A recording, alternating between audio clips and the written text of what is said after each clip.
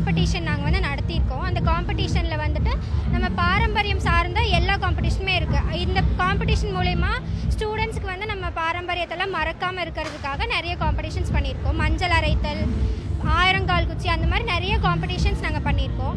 அது மட்டும் இல்லாமல் எங்கள் காலேஜில் வந்து 30+ கிளப் இருக்குது.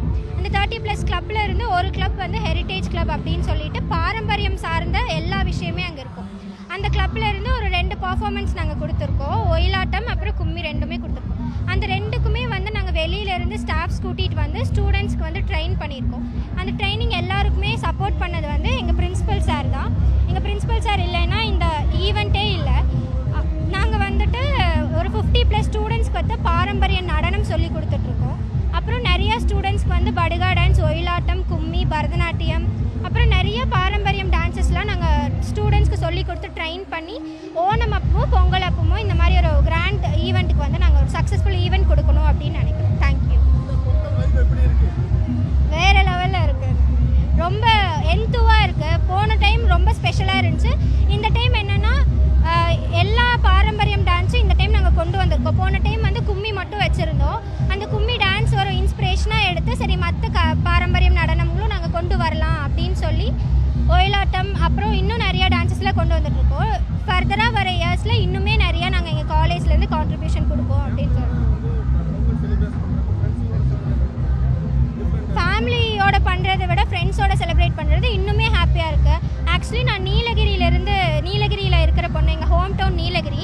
நாங்கள் நீலகிரிஸில் வந்து இந்த மாதிரி பொங்கல் செலிப்ரேஷன்லாம் எங்களுக்கு நாங்கள் பெருசாக பண்ண மாட்டோம். ஆனால் இங்கே கோயம்புத்தூர் சைடில் ரொம்ப பொங்கல் செலிப்ரேஷன் நல்லா பண்ணுறதுனால எனக்கு இது ஒரு மாதிரி நல்லா ஹாப்பியாக இருக்குது. தேங்க்ஸ். கும்மி அரைக்கிறது, பொங்கல் வைக்கிறது, நிறைய பாரம்பரிய நிகழ்ச்சியெலாம் நிறைய நடக்கும்.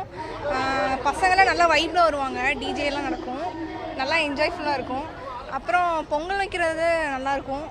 அப்புறம் இன்றைக்கி எங்கள் காலேஜில் வந்து பொங்கல் செலிப்ரேஷன் நல்லா ஜாலியாக இருக்குது. நிறையா டிஜேஸு, அப்புறம் வந்துட்டு அம்மி அரிக்கிறது இதெல்லாம் வைக்கிறாங்க. இதெல்லாம் நான் வீட்டில் கூட பண்ண மாட்டேன், ஆனால் எங்களாம் பண்ணுறோம். அப்புறம் மெகந்தி காம்படிஷன்லாம் வச்சுருக்காங்க.